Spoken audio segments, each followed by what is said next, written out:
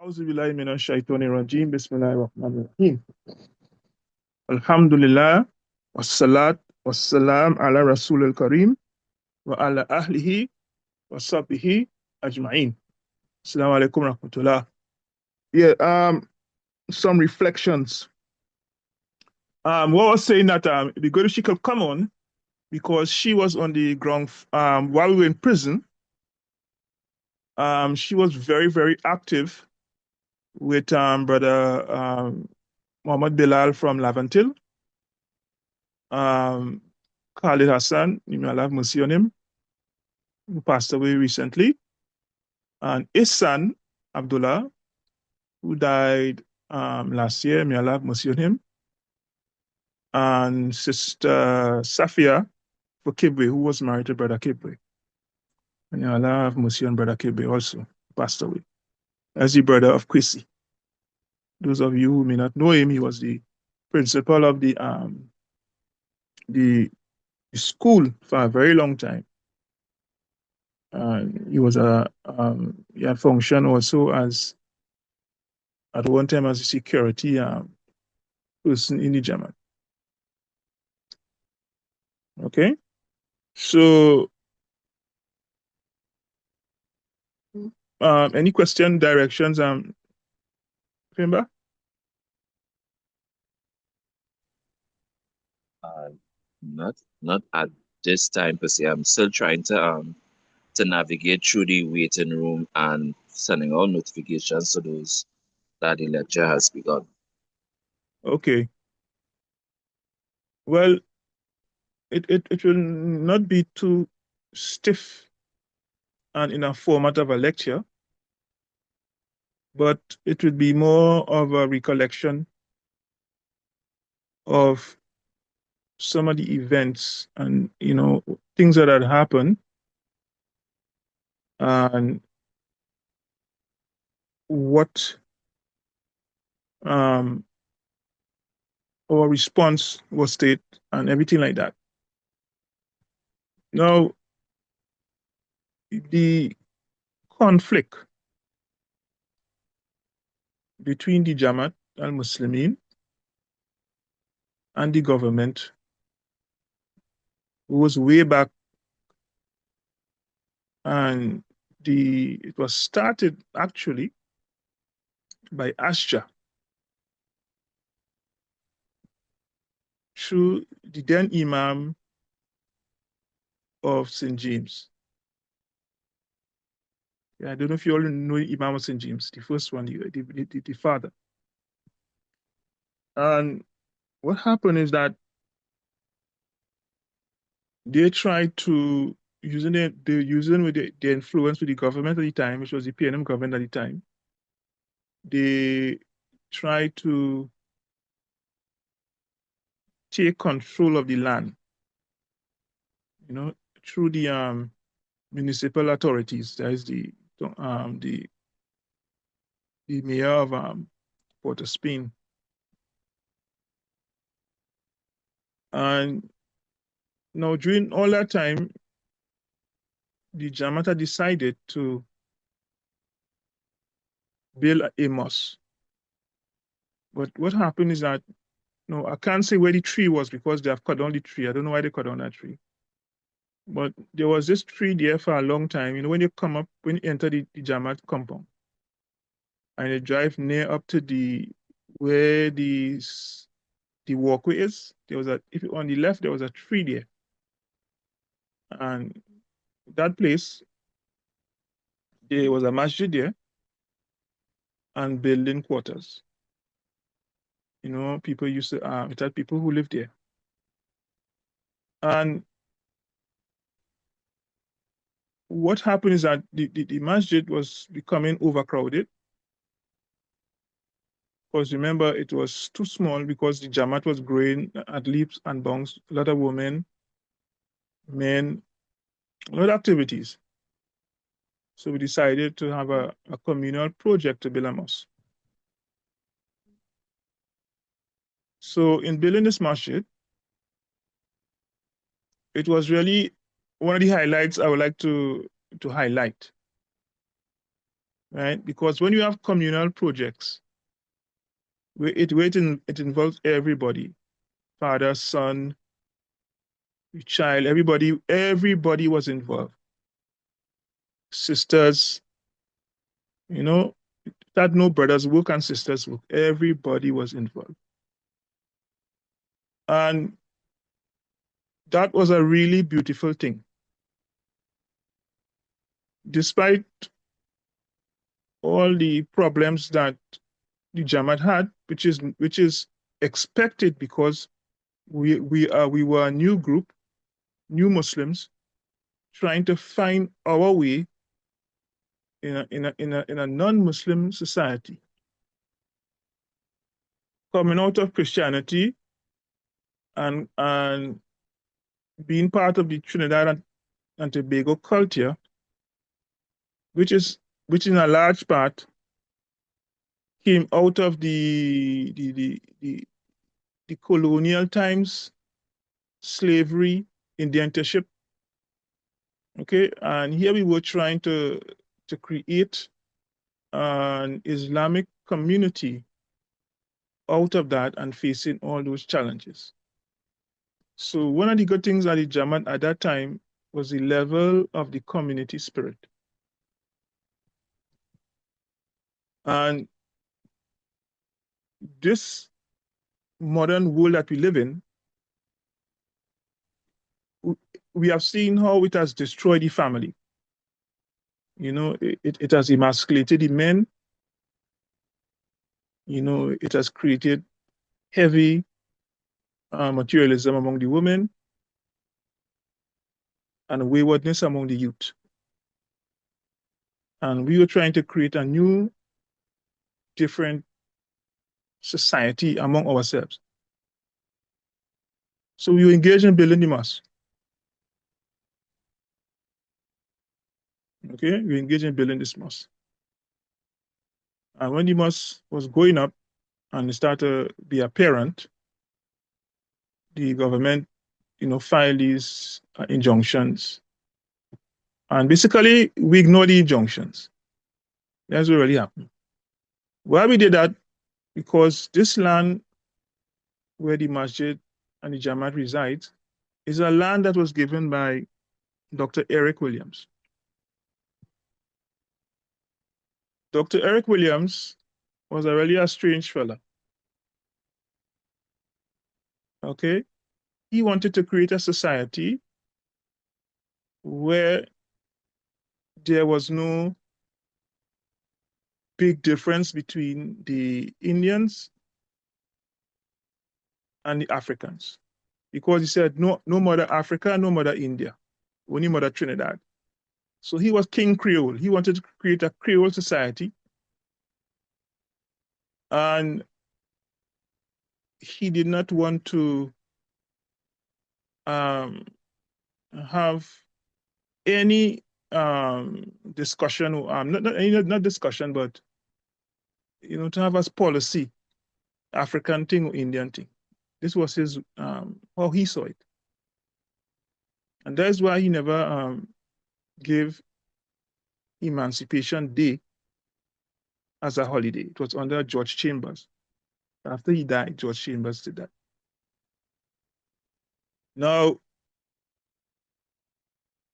he gave a series of lectures to the Seventh-day Adventists. They had a big conference, and the lecture was about Islam, its development in the world, what it was done to the world, and it would be a very nice thing. Remember, if we can get that lecture and play it, a lot of people, you know, has never heard it, has never even know about it. And being a young Muslim at the time, that's one of the lectures that really inspired me, because this was a world historian and the prime minister of the country, and he had a positive view of Islam. Maybe in his own way, he saw Islam as a unifying factor, because in Islam, you have a ummah. And in the ummah, there are different races, cultures, and all of them are subsumed into Islam. They have their place, but they are subsumed into Islam. Maybe that is what he saw. I don't know. I am just guessing. Looking at the personality of the person. And he gave this land at the time to a group, a Muslim called the Islamic Missionary Guild. Now, the Islamic Missionary Guild was a group of East Indian Muslims, but they were interested in dawah. Okay? They were interested in dawah, and they were responsible for bringing a lot of people into Islam. And they even help support bringing Muslim personalities from Africa to give dawah, to show people that Islam is not an Indian religion. And we have to remember them too in of their place in the struggle. Now, they was given that land, and a lot of the brothers like Hamid, the Imam Yassin Abu Bakr, a lot of people were part of the Islamic Guild. They functioned with the Islamic Guild on the land. But what happened is that the Islamic Guild couldn't set up office there because it had real mosquitoes, brothers. Real mosquito. The place was, remember, all in the back there was where you see Ansar have his garden or wherever there. All there was swamp. Right? You could go and catch crab and everything there right there. So what happened is that they were excavating some land in Lavantil to build some houses. And they didn't have no place, the contractor had no place to dump the dirt. And they came and they asked the Imam at the time to dump the dirt on the masjid property, on the masjid property, and they dumped it. So that dirt is what pushed back the swamp and fill up the land that you see now. Along with that, the government was doing, it was reconstructing the sewage and water, pipelines. So they had stored a lot of pipes there, big long pipes in the front there. And we had a confrontation with them about those issues. And so there's always a back and forth, but if it's one thing, that stone there has always not always been there, but it used to be by the tree. With that tree they cut down. And when we build the mosque, we move that stone from the tree and put it into the body of the mosque itself. That stone is the foundation stone as regard the gift of the land from Dr. Eric Williams, Prime Minister at the time. And if you read it, you will see that. And so we didn't have a lot of documents. And Sister Khan, I don't know how much of you all know her, she had all the documents because she used to operate with the Islamic Missionary Guild. So because of the guild considered that land unsuitable for their purposes, they were given an alternate land in Kelly village. So because of that, Ajah tried to wrest this land from us, of course, being edged on by the powers that be. Because what happened is that when they built that highway in the back there, the value of the land rose. Because when they gave us the land, nobody wanted to do anything there. It's just that back up to the sea and a swamp and a real mosquito hunting. When you pray in Salat, man. So, but as the land became developed, people started to look at its monetary value. So the building of the mosque was seen as a stumbling block for these people aims who wanted to take over that piece of land, because when they passed that highway in the back there, automatically this land, we are sitting on is millions of dollars. Simple as it looked there, that land is millions of dollars. and it came to the attention of those who wanted it. So they battled through their own allies in the Muslim community. They battled through the, the, the, the city corporation, the government, police. You know how it just go. We refuse, and then eventually they jail the imam.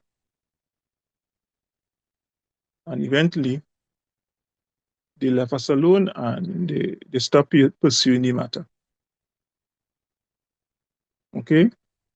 And that is, they really push the police and us to be in a level of conflict. Okay? Because they were they were the people in charge in the economic field, and they were pushing, the government and pushing in order to move us off of the land. And they had the media and all the different things that we created a state within a state and all kind of thing. So these back and forth, back and forth. Then another road sign, a milestone that happened is that the killing of Abdul Karim. Abdul Karim was a teacher and one of the early founders of the school. He was a university graduate and he was a self-employed businessman. And they were building a house, they were not building, but they were renovating some property which his mother had, not his mother, his family had left him. And himself and Usama, may Allah have mercy on him, he died also from over. He was building this, renovating this property because I used to go there. Him and Abdul Rahman from Kokorit. One day they came back from that and they were tired and hungry. And they had asked my wife at the time if she had anything to eat because sometimes they'll come and eat by me. And I tell them, no, we have nothing right now. So they say, look, they're going to St. James to buy a roti. So after some time, I heard a lot of siren and, from St. James, if something happened, you could hear it. Police and siren and this and that. And what happened is that I realized something was wrong. So I tell some brothers, let's go over into St. James and see what's going on. I just sensed something wrong. We went over and we realized that they had stabbed him to death, Abdul Karim, while he was eating a roti. What happened is that they had bought a roti and they came and they sat down by a bridge. Instead of coming back straight to the Jama, they were so hungry, they just sat down by a bridge in one of the side streets. Now, later on, we found this out. Unbeknown to them, Burrows, right? Okay, the former commissioner of police at the time, he had a woman he had a woman there, and he was there at the time with the woman, and he was in that house nearest to the bridge.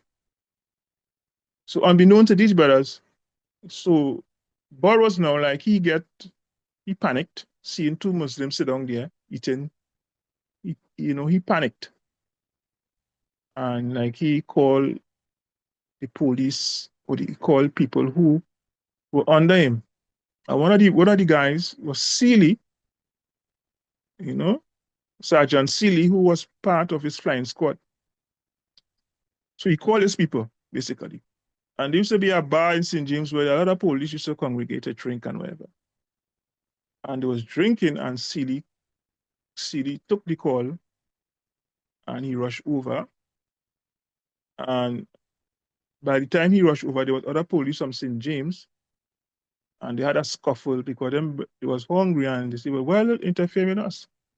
We just sit down and eat and we ain't bother nobody. So we had a scuffle, right? And then Sealy came down and met the scuffle, and he pulled out a knife and stabbed 8 stabs Abdul Karim to death. And the rest of the Rockman. Okay? We pursue that case, you know. That also saw a conflict between us and the police. Then we had the anti-drug program where we closed down. There's our next milestone. Where we closed down the drug, all the drug dens in Trinidad and Tobago. And the Express used to move, reporter, photographer and reporter used to move with us and take pictures of the drug seized and show it, flush it down the toilet and whatever used to happen. And during all this time, there was a lot of pushback from the society, from especially the Mirror, Keith Shepard, who was the editor of the Mirror, and a lot of pushback about creating a separate state. And so, because the men who were into drugs, they end up flooding to the masjid. So we closed them down and tell them they had to come in. And we tried to get them off the drugs. We set up programs for them. And for some reason, they encourage the police to come and disrupt the classes. Sometimes they'll come before Fajr, then they'll come after Zuhr, and then they'll come in the evening. They will always pull up at one set of police every minute, right? And to me, it was the political machinery pushing the arm part of the state. Anyhow, so things went on that way for a while, and they always wanted the land. They come in on they want the land and this and that. They came and they said that they wanted to take part of the land. Okay, we chased them, and then there was a meeting on the mosque. We did shura with a lot of different Islamic organizations as what's the best way forward. And there was a lot of high-spirited talk on, what to do, and you have to oppose them, and this kind of talk with when you have a whole group of Muslims excited. And the conflict was going on back and forth, back and forth. And they decided to put a police and a soldier post in the back there on the land. So they was building a house in the back there at the time. And they were in that area, and we were trying to get them off of the land. And what happened is that one night at 3 o'clock they came and they tried to intimidate us. Basically, they had these big helicopters and the special forces men rappelling down on the land, big lights, like if you're staging a raid. And the information we got at the time, by that time was the NRA government. So the information we got at that time was that that was a mock, practice to to do something like that and to cause a problem. And out of that problem, they will have eliminated many in the Jamaat, basically. Now, before all of that happened, we had a project where we was doing the anti-drug program. We sort of embarrassed the NAR government at the time, which was led by A&R Robertson. We embarrassed them because we found out about the drugs. Okay, when they were building that new hospital, Mount Hope, somebody was bringing drugs through those buildings, and we had alerted the DEA. This is the American Drug Enforcement. So the DEA had all the files and whatever. It really had embarrassed the government. Okay. Now initially, when the NAR came, they made an offer to all the Muslims groups to come together to present, a program to the government, and that in return we will support them to get in power. Okay. And so what happened now is that they we did not go against them, and a lot of Muslims end up supporting the NAR, and they removed the PNM government at the time. That is what happened. That's one of the milestones. But when they came in power, they were very autocratic and they did not really care about the people. They used their incumbency because they were the government. Basically, they broke their word then with, with, with, with us as part of the Muslim community, but focus on us because all the other Muslims surrendered to them. And we really did not surrender to them. So the hostility was keep growing, growing, growing. So end up with the president at the time was Nur Hassan Ali. He went on holidays, and on holidays, the Speaker of the House became the acting president. Okay, so we heard. I mean, it was reliable. I don't want to call the names who gave us information, but we had an unreliable person who was part of the government at the time. But that person had known and grew up with a brother in the Jamaat. So we gave the brother that information and tell us watch ourselves that they're planning they're planning a raid and they'll create a situation. And was planning to do it as soon as Hassan Ali left the country because they did not want to do it with a Muslim president seated there, as the president. They didn't want to do that. So, all that time, we really, honestly, I'm not saying this because I'm trying to hide anything, but honestly, all that time, we were not really interested in fighting them, basically. We had no plans really to fight them, or no plans of jihad, or nothing like that was in our minds at the time. We just went through the normal rigmarole with them, court and wherever, and, facing down them when they send the police, all this kind of thing. But we didn't really have no issue to fight them. And what happened is that somehow when we heard about these plans, we decided, nah, boy, we can't be sitting ducks, right? And we will not accept to be oppressed just because of the power of the state, So, but we said first we're going to go through the route of the courts. We went through the route of the court. We basically won the case. They appealed it. They lost the appeal. And the Chief Justice told them that they should remove the army and the police from the compound. Okay, that they should remove themselves. Because it was causing a lot of problems, because they should be with, especially soldiers with binoculars, peeping at the women, at the young girls, the normal thing, and, hard talk passing, it was a kind of very mischievous encampment that was going on there. And during that period is the worst results we had for the common entrance. We always had good results with the common entrance.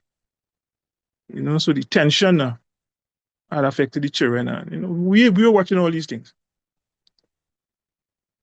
So when we got the judgment that they should remove, we took the judgment to the officer in charge on the compound at the time. And we gave him the document. And he didn't want to acknowledge the document.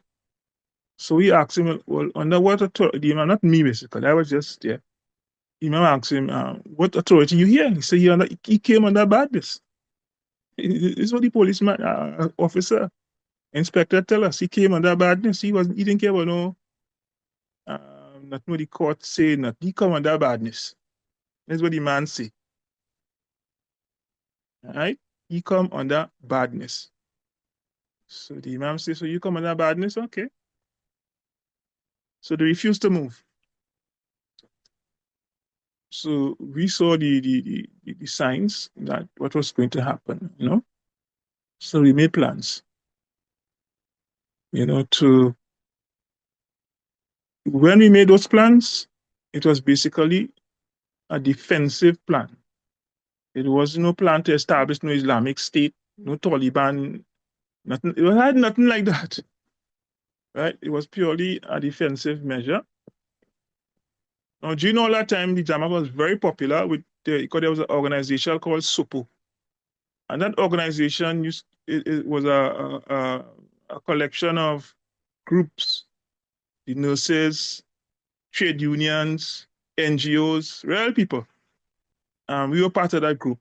And they used to have the target was the NAR had raised prices on food and school books. So we had big demonstrations. SOPO, we were part of SOPO. So I could say we had big demonstrations. In all along behind the bridge, you see real nurses, real long line all over, all Tunapuna, Rima, all over, right? They arrest people, and then when they arrest we, a lot of us, then they let us go. Then another week again, they arrest we again. Not only us, but other people too. You know, so it was going, and so they end up now bringing down the food prices, and they brought down the thing of books. And because the NER government, you know, they came with very strict economic policies, and it was causing a real burden on the people. Okay, but like I don't know, like back then the people had more belly. I don't know. I just say that. And the the people all over, you know, had opposition to the government.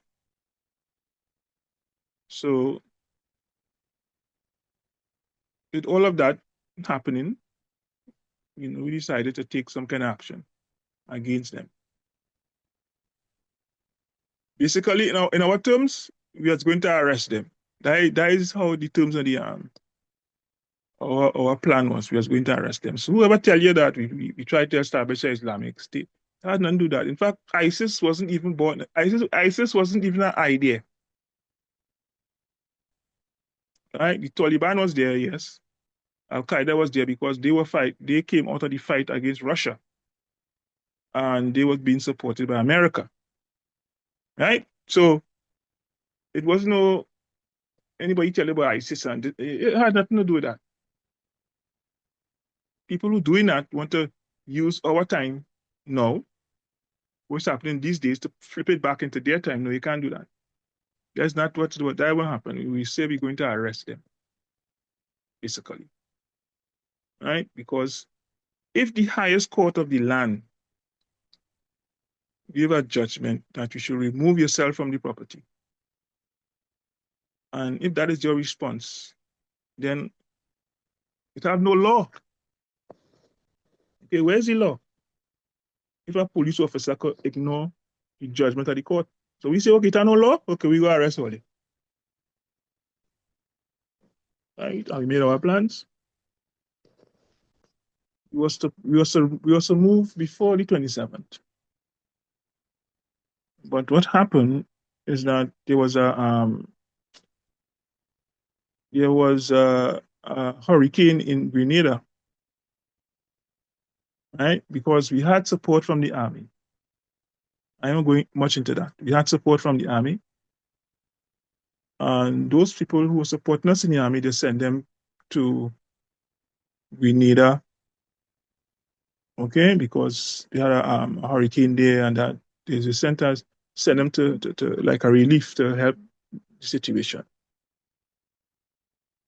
So they tell us hold our hands, and then when they came back, right, we told them, myself and Ahmad, went down in the base and he met the man and tell him so and so and so. So then we decide to move on the 27th after Juma. Okay. It was it was called the Prince. That was the name of the operation, the Prince. Because it had some brothers in the Jamaat. We had told them that we was expecting a prince from Saudi Arabia to come to the mosque, maybe to support the Jamaat or to invest or whatever. And a lot of people came in the expectation that this prince will come.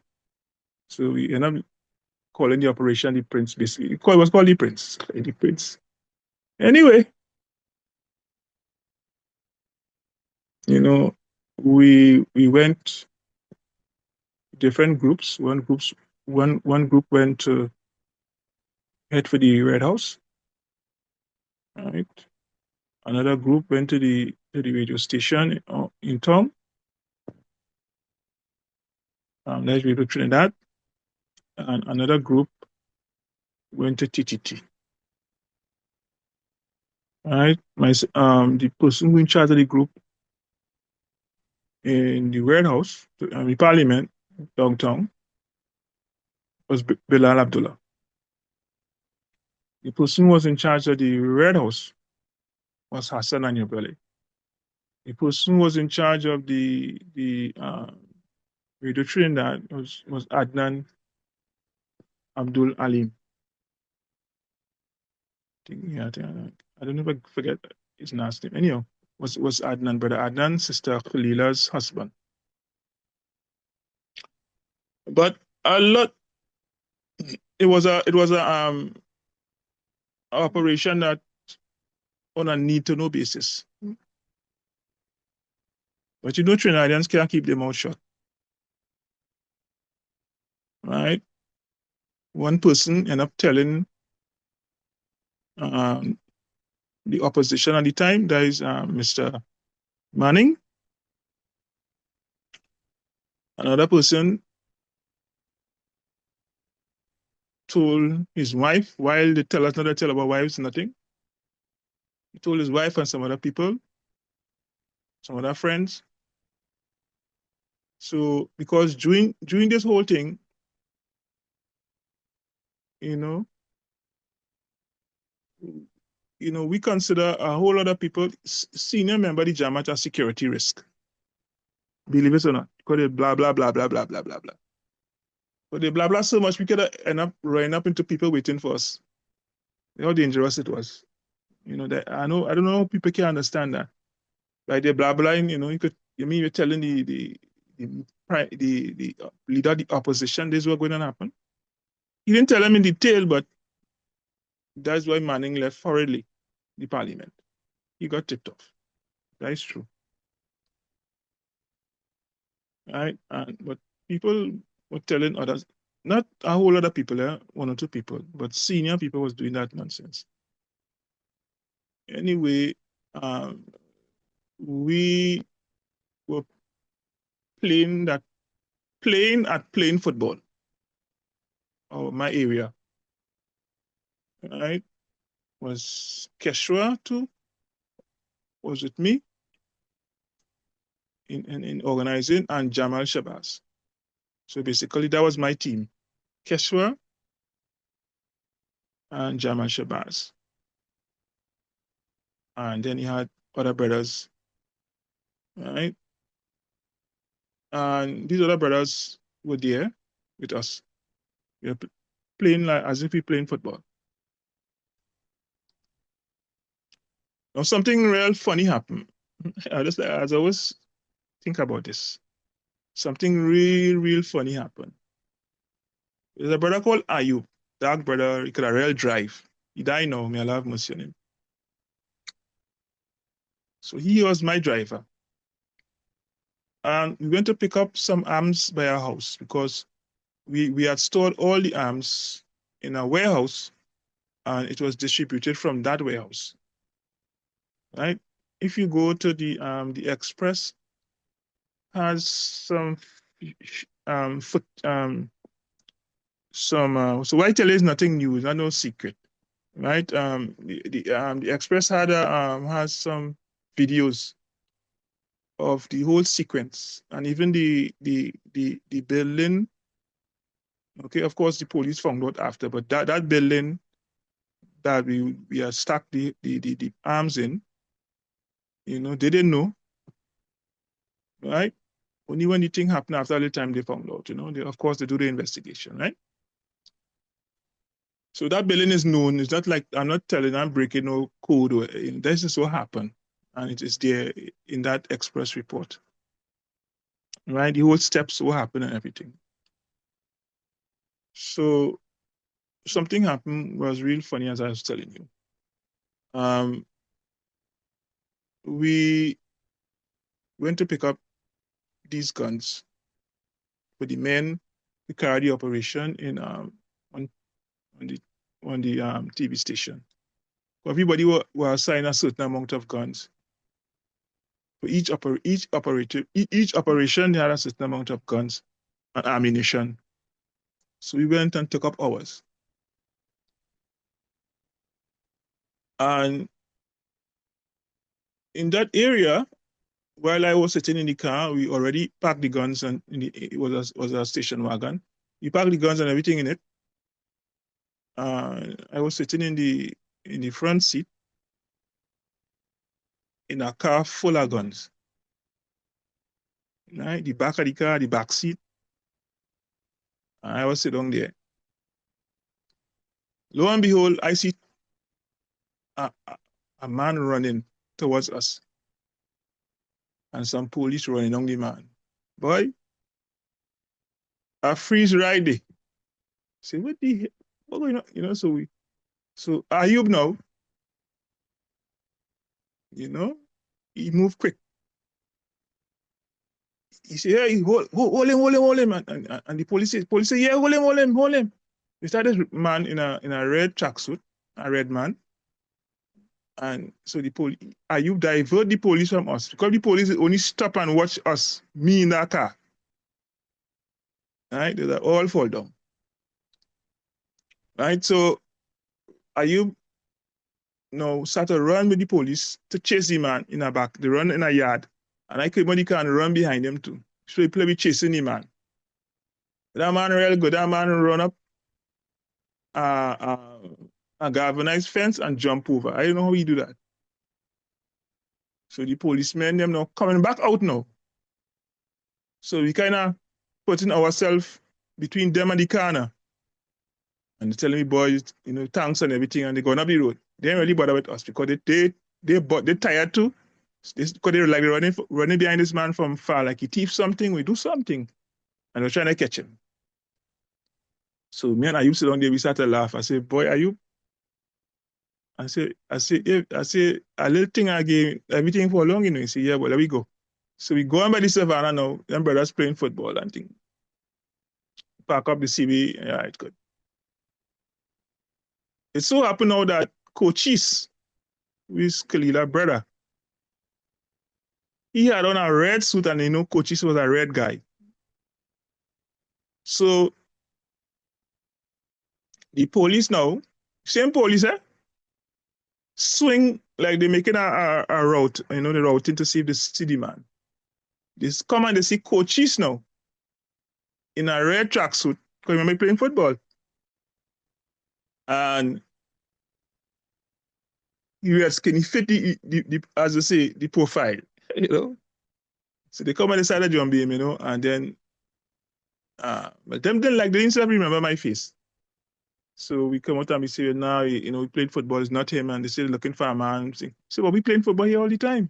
So they realize it's a lookalike, but it's not that person. So they end up going.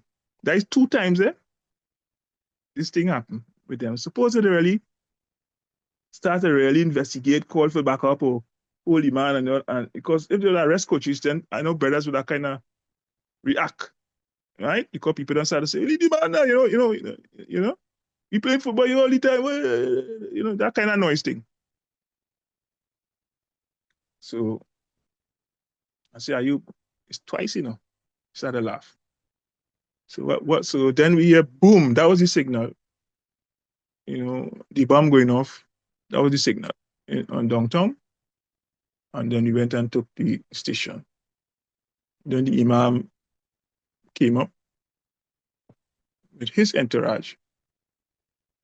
He only came up after every place was taken over. Then he came up to the radio station. Uh, you know, some other brothers came with him who did not ride with us. The other brothers came up and we settled there. Went on TV, announced, announced it. More than one, we had about 2 or 3 announcements.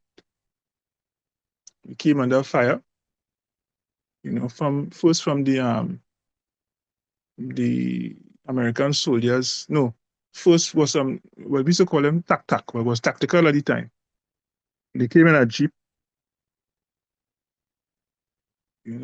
with those mounted weapon, and they were shooting down the street from the embassy. At that time, we was outside. A lot of brothers was outside. Then after them came, when we shot back, they left, and after them came the American soldiers. They came and they started to shoot. And it had this back and forth shooting between us and them. And then they went back and secured the embassy. But they realized that we wasn't really coming to take over no U.S. embassy. It was nothing like that, right? Like they realized that. So apparently they set up, not them, the Trinidad government and the army set up snipers all over. I see a man get a bullet straight through his hat, like when you mark somebody, right? The bullet went like that and get the man a mark. If you don't raise his head in any higher, it'll kill him. The man follow like he dead, yes. I said, you ain't dead, but get up. Right? So we tell everybody who was on roofs come down because we don't know where the snipers coming from. We suspect they was coming from the school QRC and some other and Tatil building. Now that is our suspicion. So the army and soldiers started to make a circle, around us then. Basically, they occupy the buildings and wherever. We were in contact with the Red House, and then we lost contact. And then we lost contact at the TV station because they went up to Cumberland, the mountain, and cut off cut the cables, wherever they do, they take it off. And but some brother rig up something, and we was able to communicate with the phone. Although they cut the phone, our brother rig up the phone and was able to communicate with the brothers in the Red House, so we know what was going on there too. What we heard is that they were under fire. There was basically they were under what we call suppressing fire. They was kind of to suppress and keep everybody head down. The soldiers and the police, all right, they were doing that. And people know about Robertson's famous statement, attack with full force. All those things happened there. Okay, all those things happened there over the 6 days. Okay, they never tried to storm the building that we were in, nor did they try to storm the Red House. Right? What they did is that they wanted us to be confined in one place. That's what I was trying to do. So although we were on the compound at the TV station, we was in different buildings. So they came. We saw them across the road. They came with an RPG, and but before they came with the RPG, brother Umawali from Kokorit, He had a locks, I didn't all know him. Him, he was in a building and they rocket the building. And he jumped out the same time they they blast the building. Just like in the movies, the whole thing went up and you see him and the rocks flying. I wish I had a camera to get that scene, but you know, um, then the other building we were in, attached to the TV station, they rocket that building also. We see the man doing it. And then we say, boy, run. I mean, everybody get out, but other brother called Kidar, right? This is one of the things I'll never forget also. Apparently, he stayed in the utility room. He lie down there when we scatter. Because we see the man loading the rocket launcher and the man leg right behind you, right? We just run, scatter from that building. Apparently, he stayed in the building. The rocket blew up, catch a place of fire, and like he catch the room on fire, and he got he died not from the rocket but from smoke inhalation. Okay, he died there. Okay, he died at that spot. And my story with him, he was a very nice brother, young man, and him and a brother called Abdul Karim, let's call him Shubab. He's married to Olufemi now from from Tong, but he's living up there in Arima now, wherever with his sister. They were good friends, and Arshad, they were all of my friends, right? And what happened now is that so all of them were part of my squad and with Kashoto. All of us knew one another and was good with each other. So he told me when I told him that he'll be moving with us on a serious mission and whatever. So he realized it's something serious. You see, Hassan, I do have a shoes in. That's the kind of state he was in. See, I do have a shoes. I'm telling you. See, we're gonna need our shoes. So what we going to do? You need our shoes. So I gave him my shoes. It was a kind of it's one of the military shoes, but the top was canvas. So I gave it to him. I never really figured that. I gave him man that shoes. And that's why he was there and then he died on that mission, basically. So that is something that I've always been with me from ever since it happened. A lot of time it crossed my mind.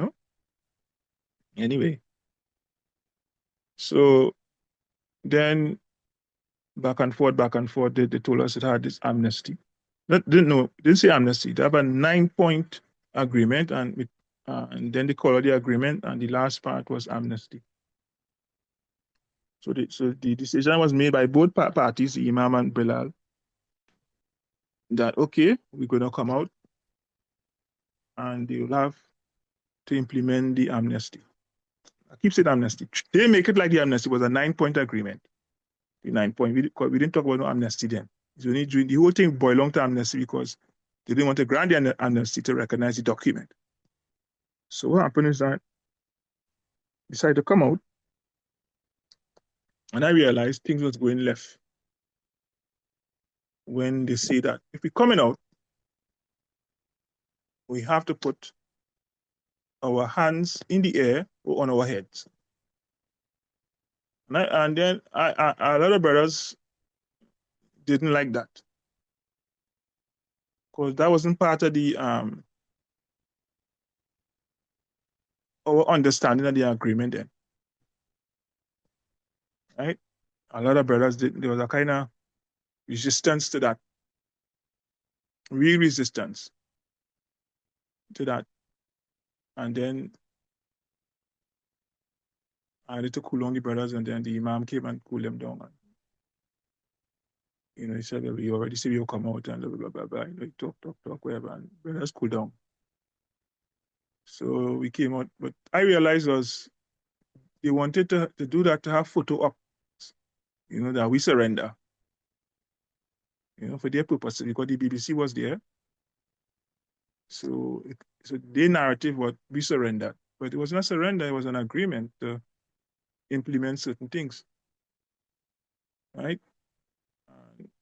So as part of the implementation also was allow Ian Robertson to have medical attention, and whoever ministers was who got injured there, was sent out. It was an agreement, and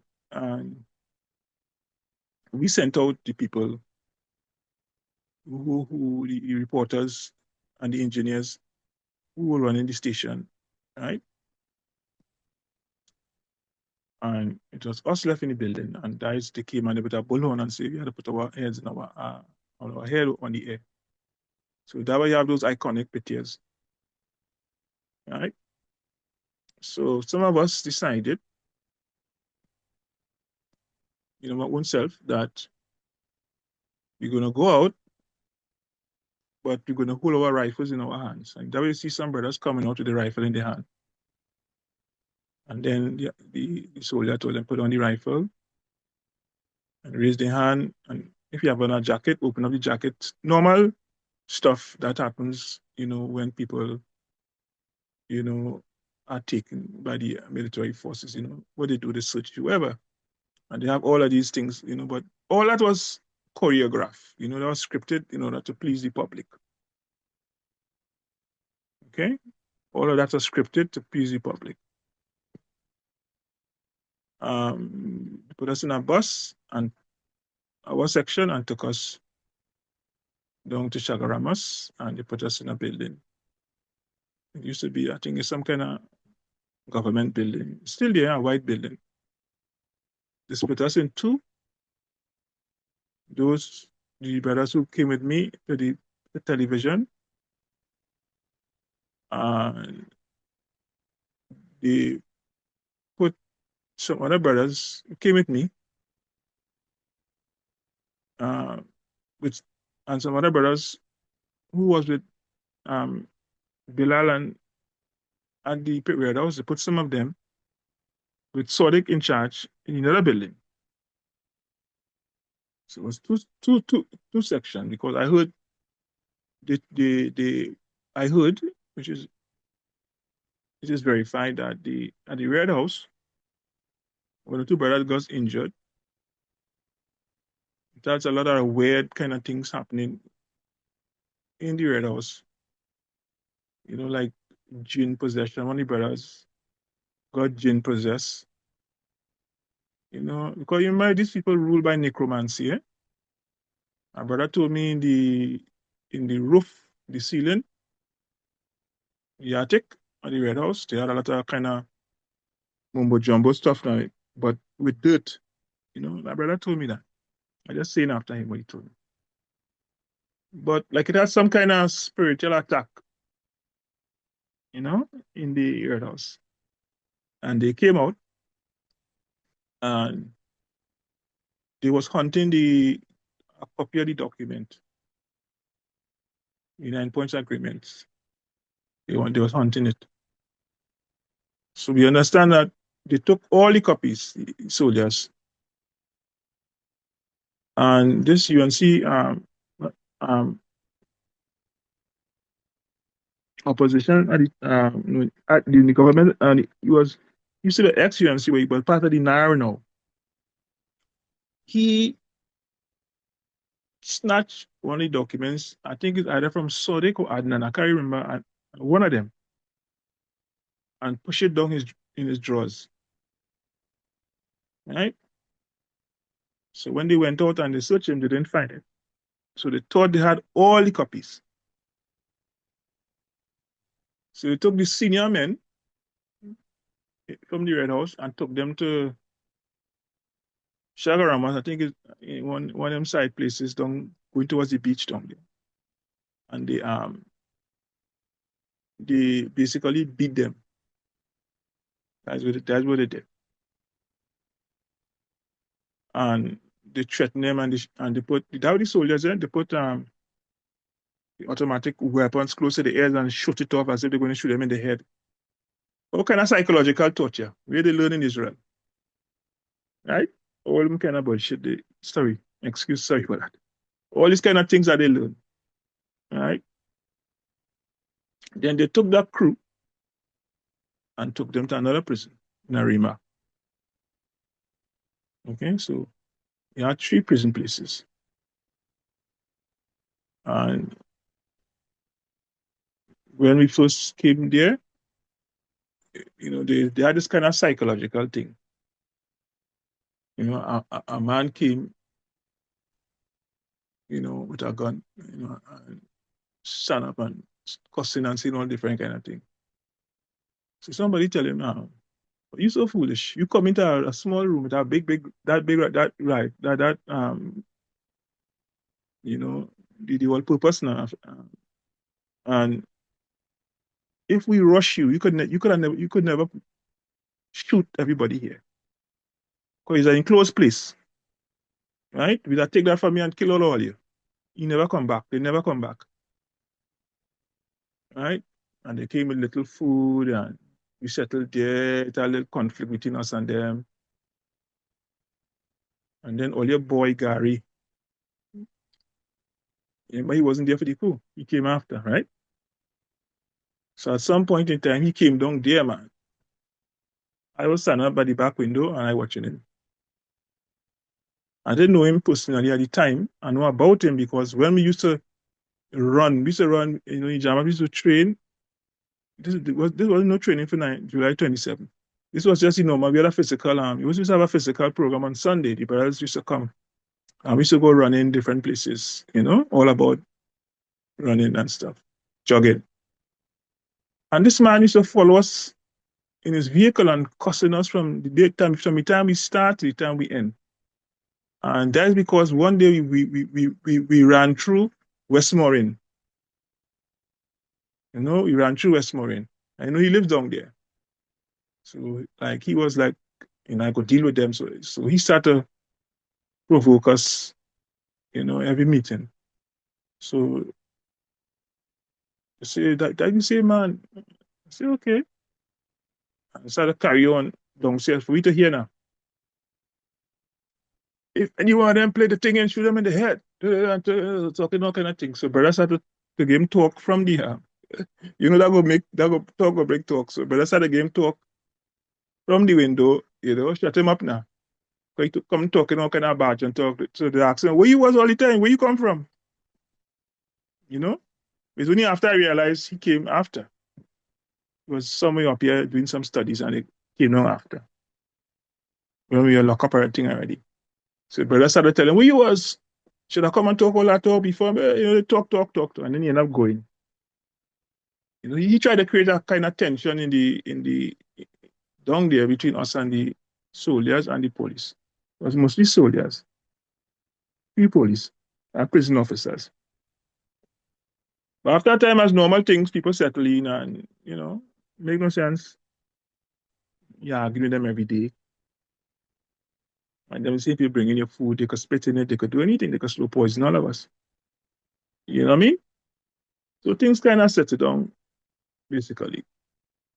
And, the normal routine, people bring food, court. Going to court was a big thing because you're getting a chance to drive out of the building, meet the other brothers. We still meet up, other brothers, most senior brothers.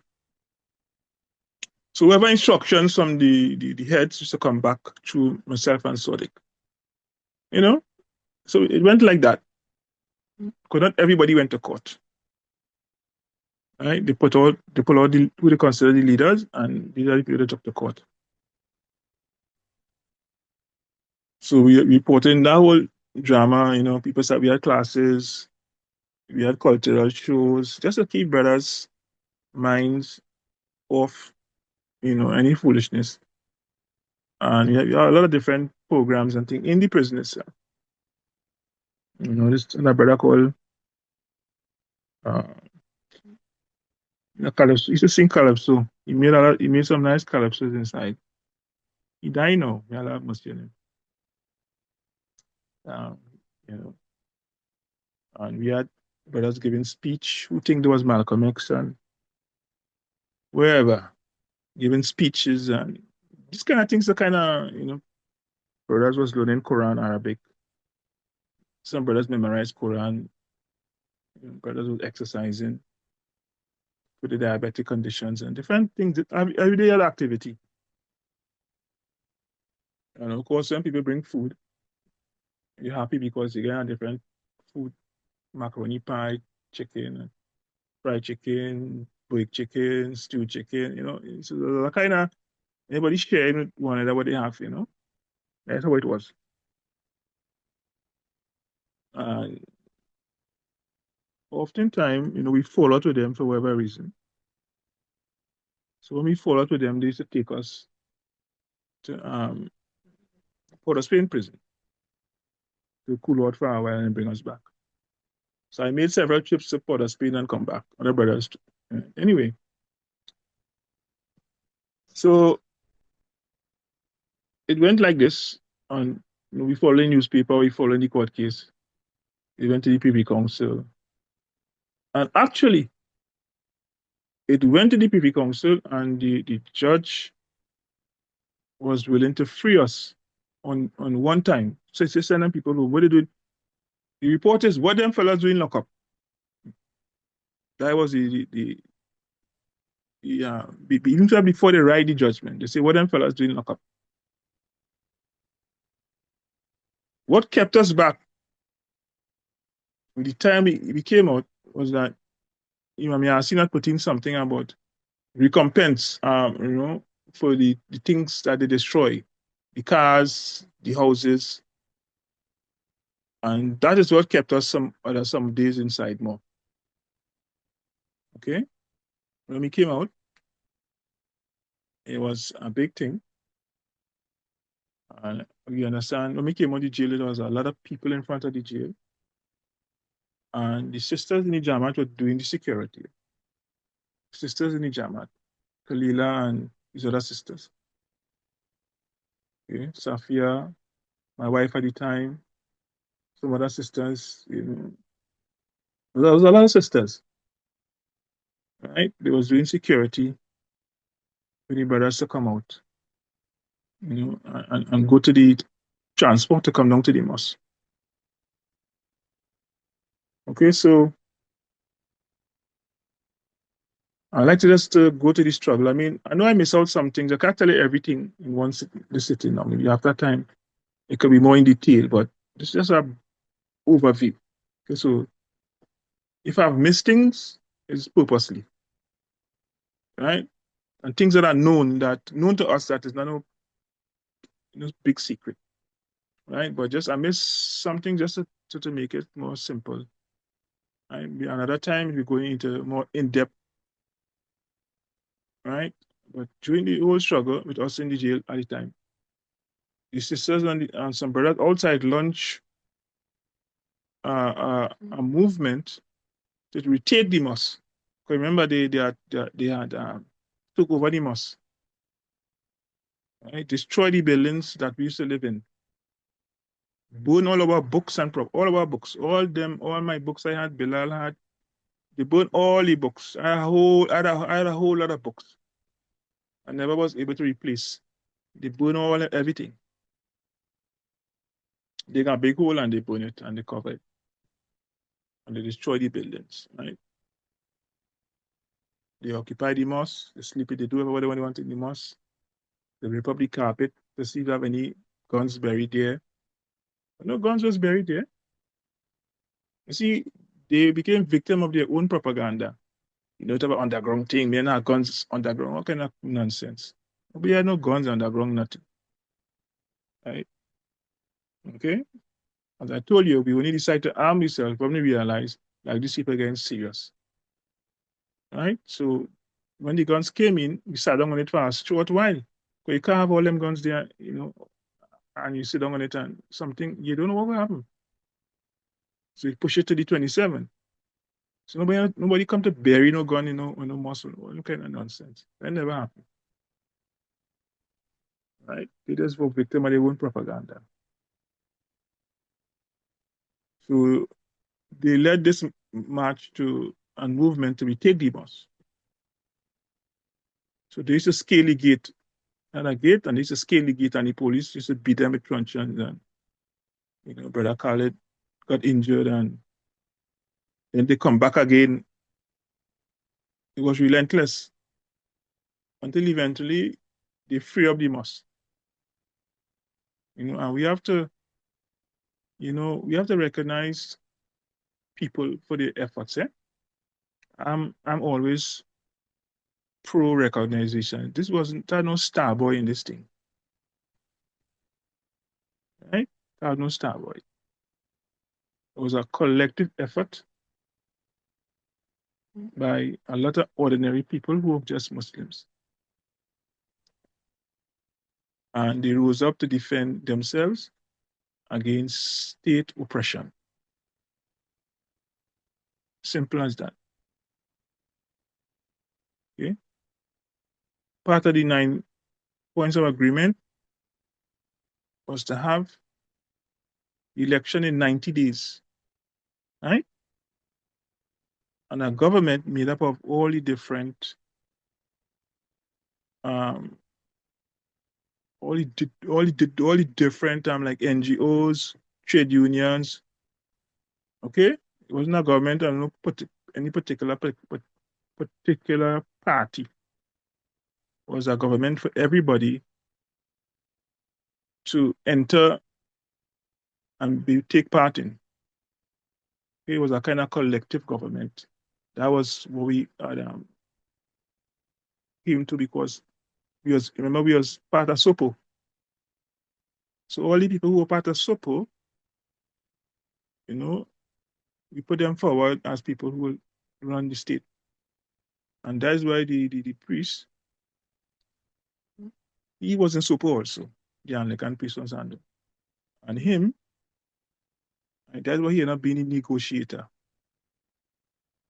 right? Because he was part of SOPO. So he did all the negotiation with the brothers in the Red House and the government, between the government and the brothers in the Red House. And we, we must recognize the efforts of people. Just imagine in a state of emergency where this thing happened, not just happened. You have a group of Muslim men and women trying to force their way into the masjid that was being occupied by police and soldiers. Just imagine, just look at this scenario. Right? That takes a lot of effort, a lot of bravery, a lot of heart, a lot of spirituality. It takes a lot. It raised the person just being a common selfish Muslim about his own self and family. So he was willing to put the self on the line. So it's not just about the 114 people, okay, who ended up in prison. It's not 114 people. We didn't design 114 people. It just ended up 114 people. Because some people came when they heard it. Some people came to the TV station when they heard what happened, and they joined us. They were not part of the assault team. But in the end, it ended up 114 people. And if you are observant, there's 114 chapters of the Quran. We didn't design that. That just happened like that. Okay, a lot of things happen strange. One of the things happened strange, a night in the middle of the gunfire from the army and the police, real gunfire, a night. And in the middle of that gunfire, we saw, wasn't I alone. We saw a white man in a black, I never forgot it, in a black pants and a white shirt, like a lodgeman. Somehow you remember lodgeman because I grew up I have lodges in my family. My grandfather was a grandmaster. I know about that. So me look like a lodgeman, right? He came down walking that street and bullets flying.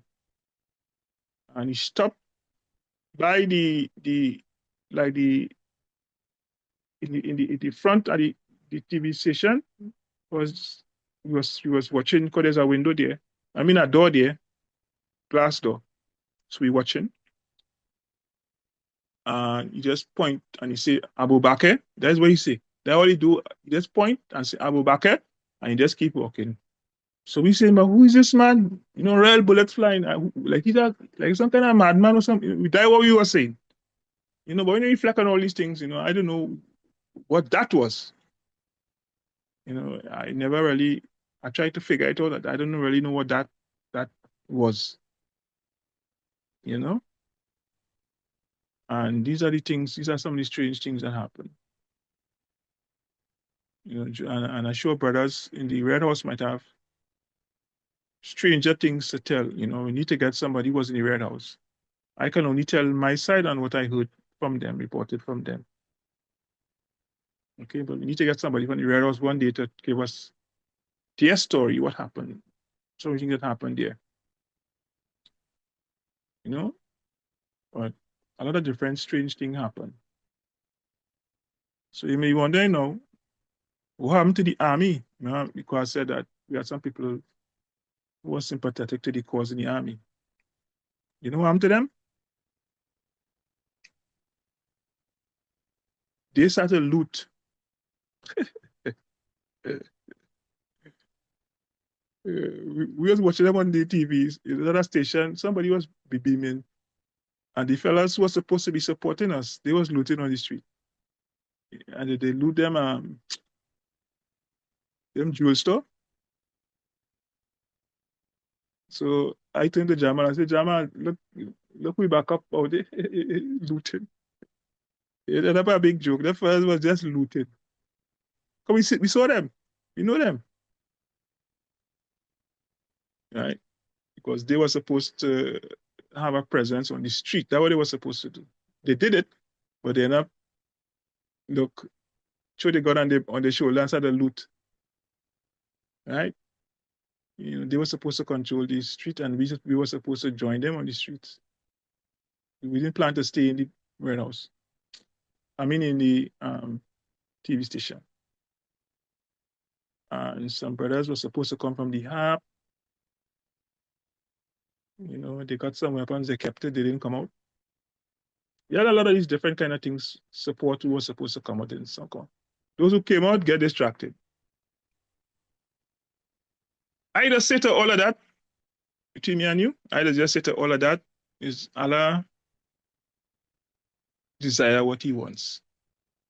You might desire one thing, and Allah knows best.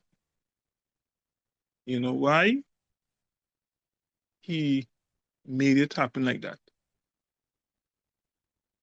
And people, yeah, people talk about if a color with a, make no sense going through all of that. And Allah took it to a point,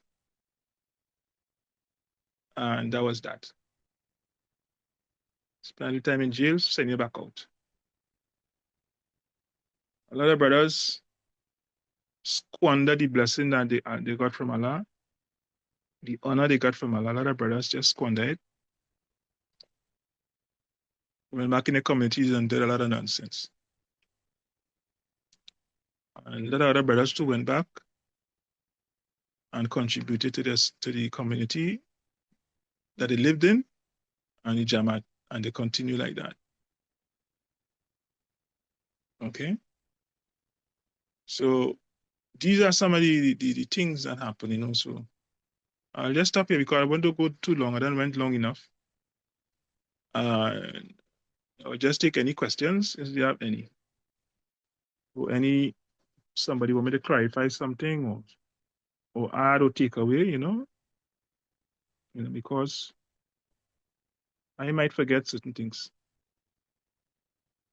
Okay, so any questions? I'm open to any questions.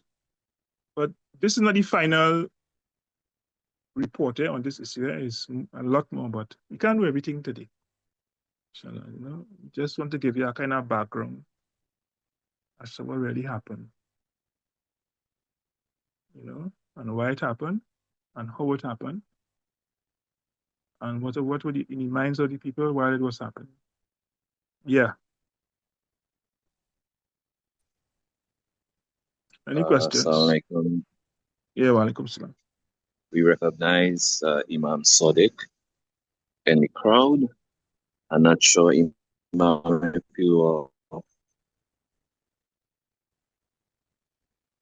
you would like to send any greetings or say Yeah, any because just to he was say yeah, he was anything. I would yeah, have he was set the settings for the yeah, mic to be unmuted. okay. Because as I told you all, when they separate us, so there was some other brothers, in charge of some other brothers, and then we were the other side. So a lot of things happen on his side that I don't know about. I know some of it, right? But that's why I say we need to get other brothers up here to talk about it before they pass on, because we need to pass on that spirit to the next generation. Whether we did we made errors. We are human beings. We can only act on what we know at the time. And, we ask Allah to give us blessings and forgive us for our errors, and to give us the you know the mercy and the blessings for what we did right. Yeah, so we leave that judgment to Allah subhanahu wa ta'ala. So I know Brother Sadiq would like to say something.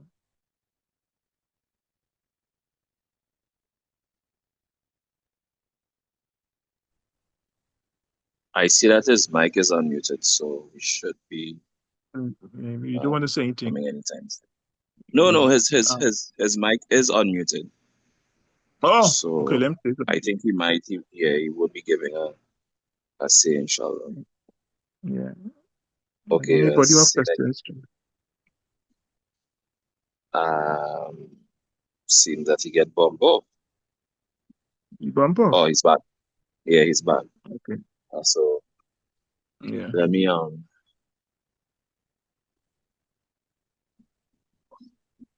1 second just that. Yeah.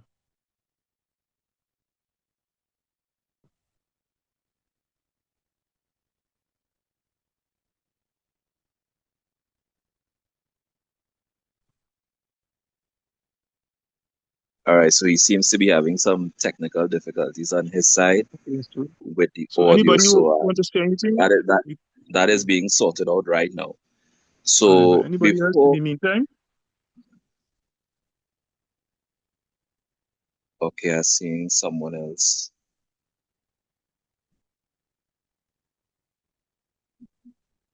Come on. Too much dead air. You don't have too much dead air on when you're on radio and on television. Come on, somebody say something. They can't just be watching one another like this. You know?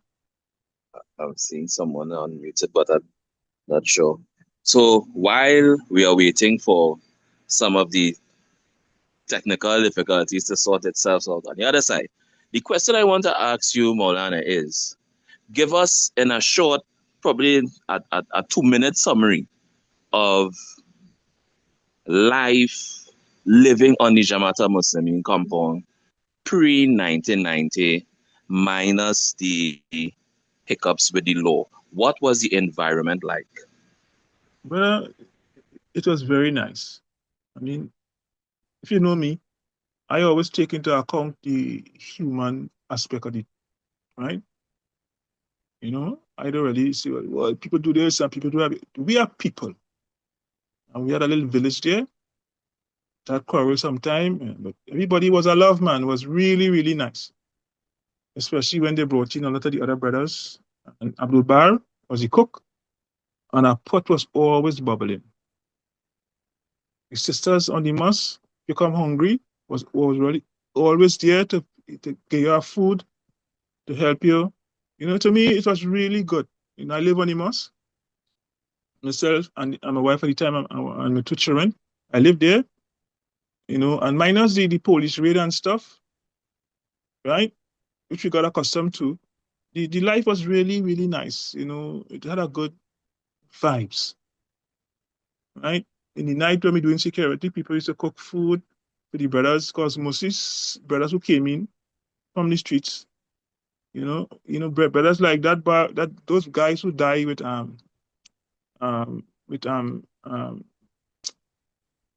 shady brains on them.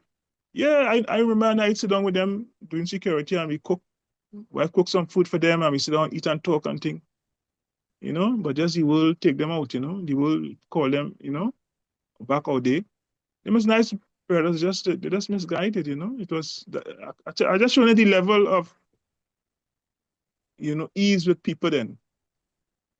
We never look down on nobody because of the past, present, or what we think about them in the future.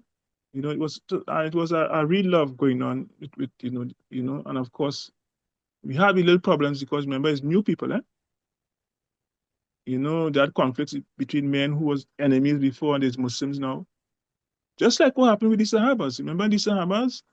This before alcohol was forbidden, there was they had a drink, they had a party. When I say a party, like a get together, even though this called a party, we talk about a breakdown. But they had a party and they started to talk about what happened in the dunya in the past now. You remember I beat up all year and then but it was half of them was drunk too. And then a big fight. It's humans.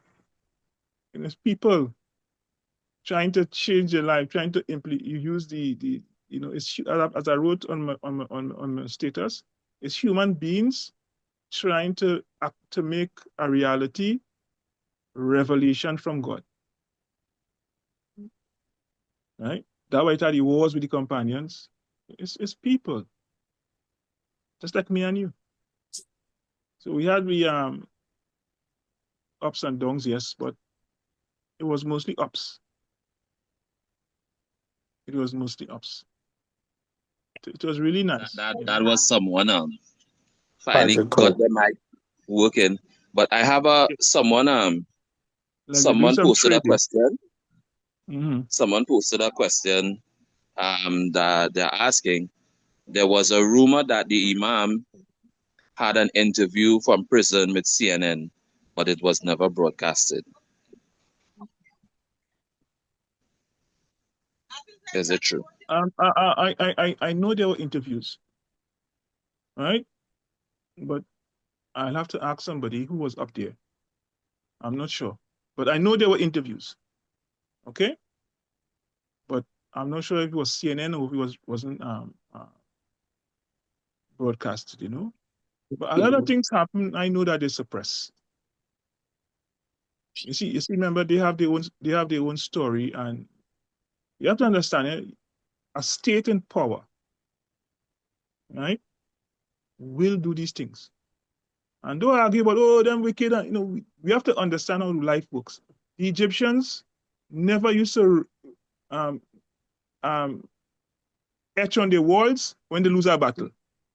They always on the walls. They were beaten by the Hittites, and on the wall they put that day when they won the war. This is how power goes. This is how states goes. This is how it is, and we have to understand that. And don't waste energy on it. Just try to do just do your research, and you will find out what really happened. Right? So I don't discount that it may have happened, but for surety we got to get somebody who was up there. Remember, they separate us, right? Was the police officer red? What is that? Somebody, you saw that question there, Shahid? Some question, somebody, was the police officer red for killing some sister? Something like that. And somebody have the hands up. All right, Assalam. so Brother Ayub, you can go ahead, and then Molana, the question was pertaining to Sister Anisa's son, who was killed during the whole Yes. Yes. Yeah. thing. Yes. So Yes. I'll, I'll, um I'll, I, I'll, I'll I'll talk about that after. Yeah, after this question. Yeah. sure. Go ahead, Assalamu Ayub. alaikum. Walaikum salam. Brother Hassan, assalamu alaikum wa rahmatullah. Thank you for taking the opportunity and the time. Walaikum salam rahmatullah. Yeah. It's been a while. You know which Ayub this is, right? Ayub. You know Ayub to Ayub Abdullah. and Ayub Abdullah. from Monroe Road? No. All right. Let me bring some clarity. Sister Dua, Brother Bilal. Oh, Come on. Oh, here we go. yeah, yeah, Ayub, Ayub. Boy, yeah, you know, your voice really changed. Well, I'm an adult now. The last time you would have saw me, I would have been a child. Yeah, man, I Now, ain't recognize your voice. I know. Sorry, but yeah. that's okay. But I know very plenty. Ayub, you're God, Ayub. Yes. Now, I believe it was Famba. He asked, what was post Jamaat al Muslimeen was before coup. And, a lot of people, there's a lot of new heads and a new generation. So they may not always know perspective from like people from myself who've been there as a Mm. child from school. Yeah, And I you just grew want, up in that. Mm. yes, I did. And, Mm. just to reiterate some of the good things that you spoke about, you know, as a community, I've never lived in a community surrounded by only Muslims. And Alhamdulillah, I had the opportunity to do so on Jamaat al Muslimeen. And it was always a wonderful thing to hear the Adhan call and, even to fight to sleep, to get up and go pray and in the mosque. And, speaking about the mosque, I saw that building constructed from the ground go up, you Yes, know. you all was there. You Yes, all were yes, helping. I said no, people could remember that. You yes, all were I even did. helping. I remember Children, passing shingles. everybody was, that must, there, everybody built that. Yes, yes, That must not indeed. belong to nobody. That belongs to the community of Muslims. And this is, what I wanted to, draw reference to, the brotherhood, from going to school. I went to school there, and I've seen the building go up from the new mosque, I should say, because there was a previous one before.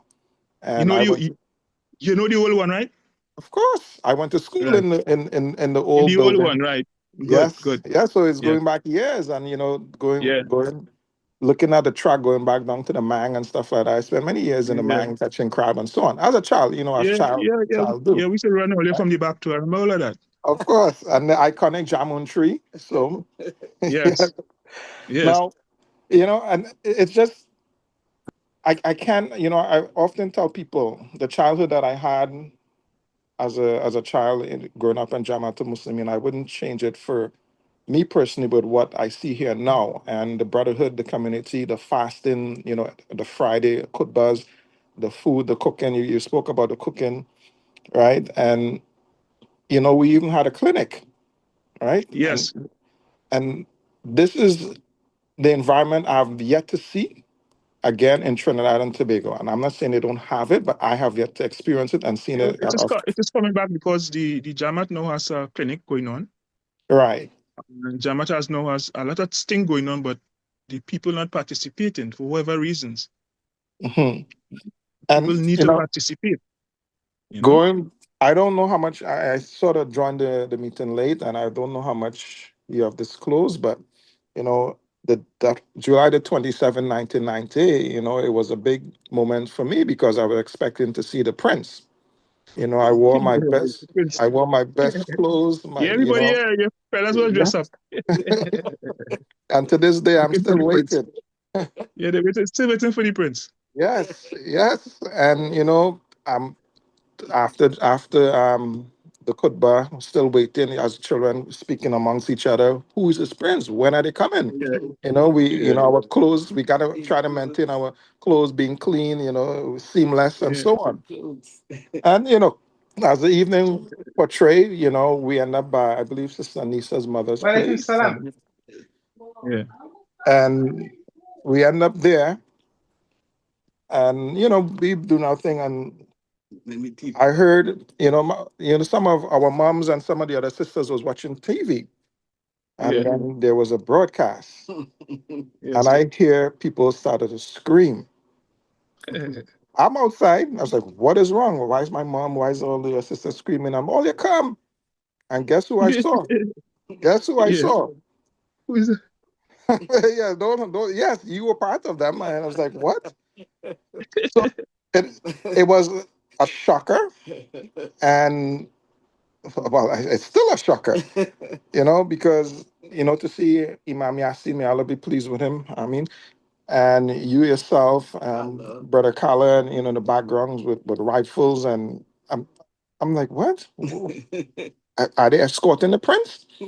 You So you couldn't believe what was going on. no, I couldn't. I had no idea, and it was for us. It was just a regular, normal day, with the exception of someone, a high-profile visitor, going to be visiting. At that time, I Yeah, probably would have been 11 years old, but I still do have a good the recollection. recollection. That is Hmm. correct. And just we were drastically taken out of our environment, so there were a lot of changes, a lot of readjusting to do, and to Hmm. see. There were rumors that they were killing any Muslims on the street. Our sisters had to, try to. Some of them may have taken off the hijab. Some of them would have wrapped it Yeah, like Baptists and yeah. so That on. was necessary. All that was Yes. necessary. Yeah, And I still, being young, didn't understand the whole dynamics. In the distance, you're hearing Port of Spain burning. There's gunfires in the distance, and to some extent, it could be traumatizing. I wasn't traumatized, but again, the whole comprehension of the thing, and it seemed like everything happened so fast, right? yeah, And that yeah, week, yeah. But the 6 days, that's traumatized. Some people have been traumatized. We have to take cognizance of that. Some yeah, children were traumatized, yeah, and and some, I trust that they were. and I especially personally, afterwards too, how they were treated by the society. yes. They went through. So all them things we have to cover. One of these days we have to sit down and cover that too. Yes. A sister wrote a book about her experience. A lot of people was upset with her.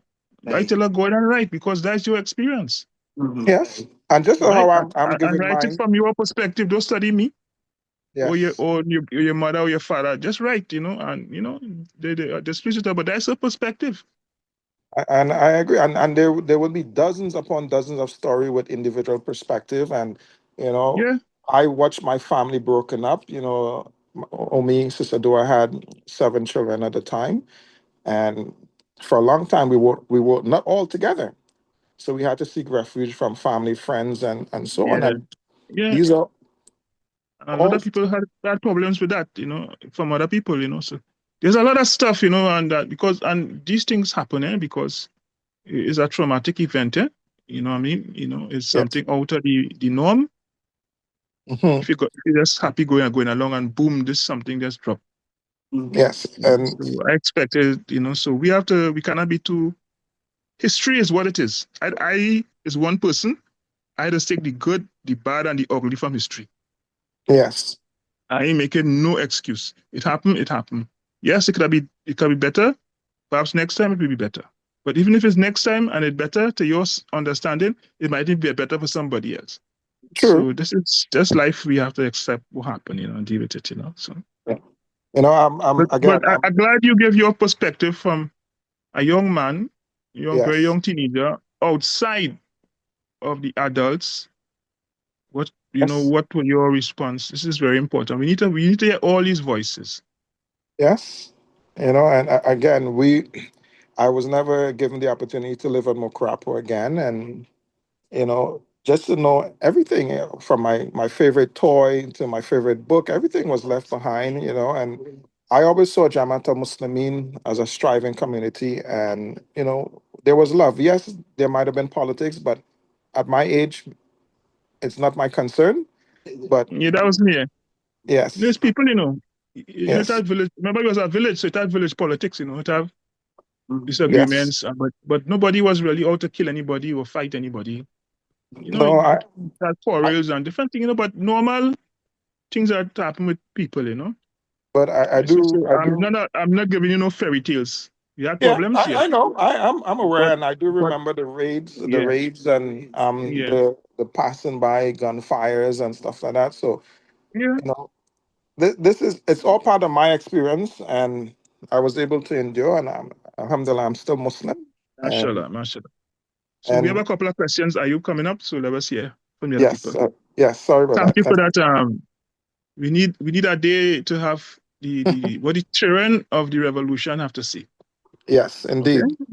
we need a Assalam. and so Shahid had to put that in his hat to find Yeah, organizer. Have a round table and people just come and talk. What happened? How do you feel? Yeah. indeed. Other Yes, question. Somebody had a question, Shahid, that I Um, said after. brother Ahmed. I'm Okay. not sure if Assalamu his audio alaikum. is Salah? working. Uh, There's Ahmad Kennedy. Yeah, yes. MashaAllah. Hassan, you remember me? Well, if I remember you, my miserable student. It's still Okay, it's alhamdulillah. No, that's good. That's good. The I last time will I saw never you was forget you, in Ahmad. Ahmad, why I go that's forget you? Come true. on. that I don't know. Things happen. People, But me, people I grow. know. You forget me?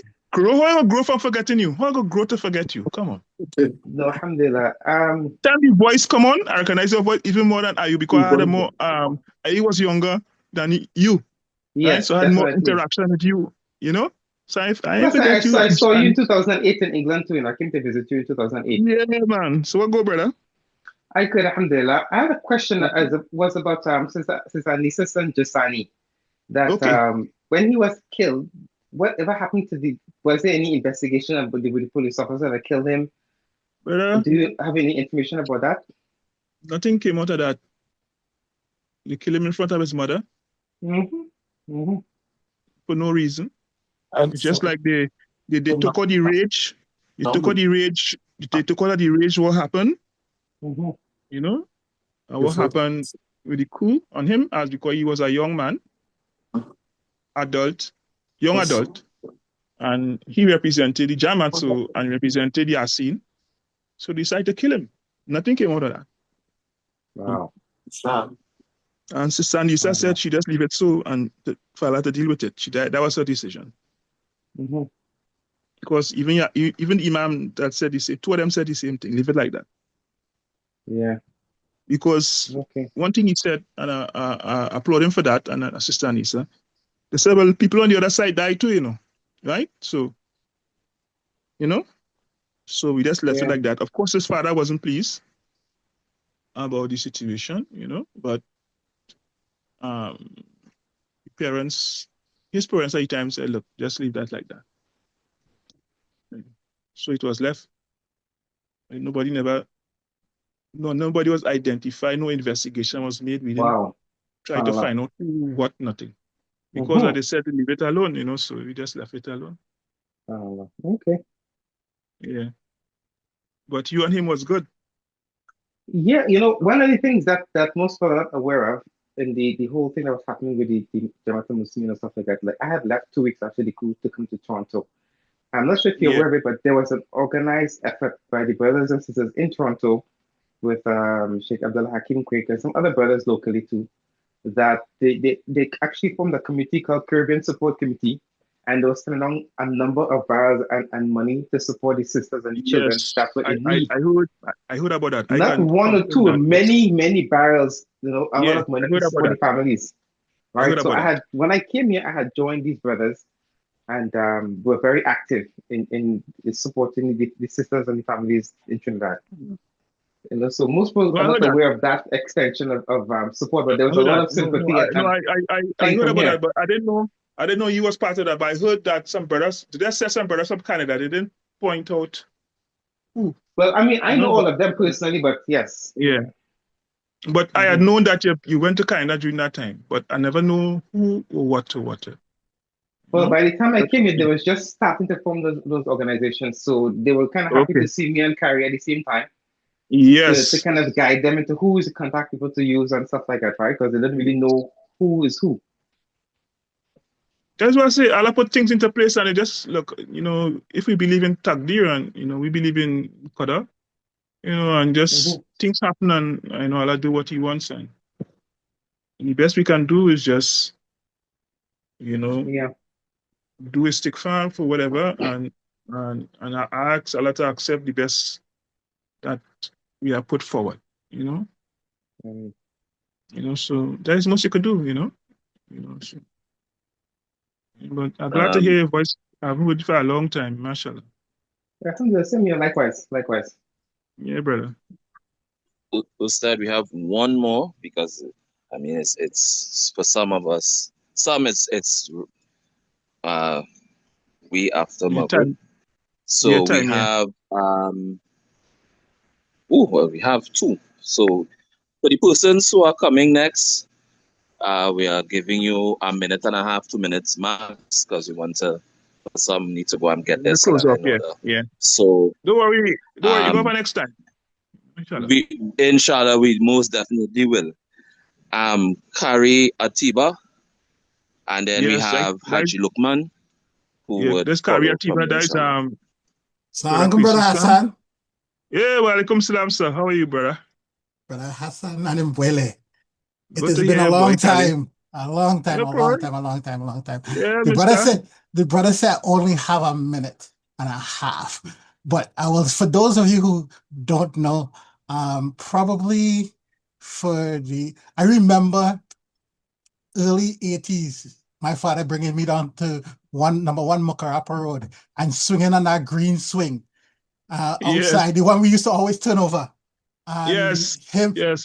and from what I understand, that was one of the first meetings that brought the three Jamats that came together to Together. make Yes. Jamaat al You, Muslimeen, you are correct.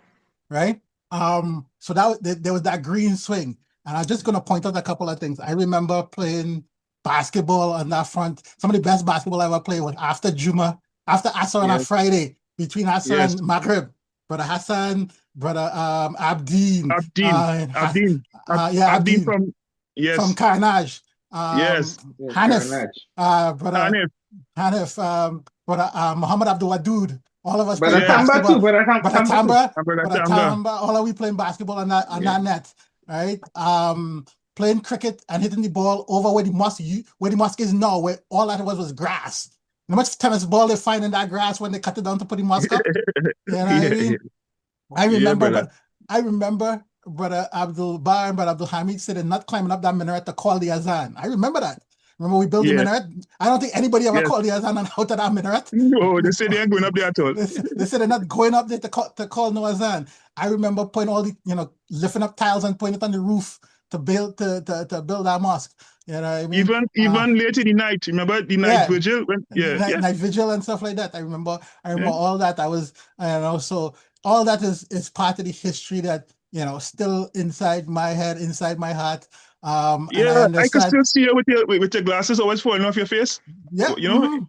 Yeah. So I remember all them things, brothers in the brothers room and Abdurrahman, everybody used to call him creature, and all them brothers who lived in that corridor, you know what I mean? All that kind of stuff. That's part of the history and the stuff and the love that was there. And I say, unfortunately, after the event of the coup, things, take a while to revive, and maybe at some point, inshallah, I will come back to that point. But it was at one point, Jamaat al Muslimeen was a beacon in Trinidad and Tobago. People used to come there for help.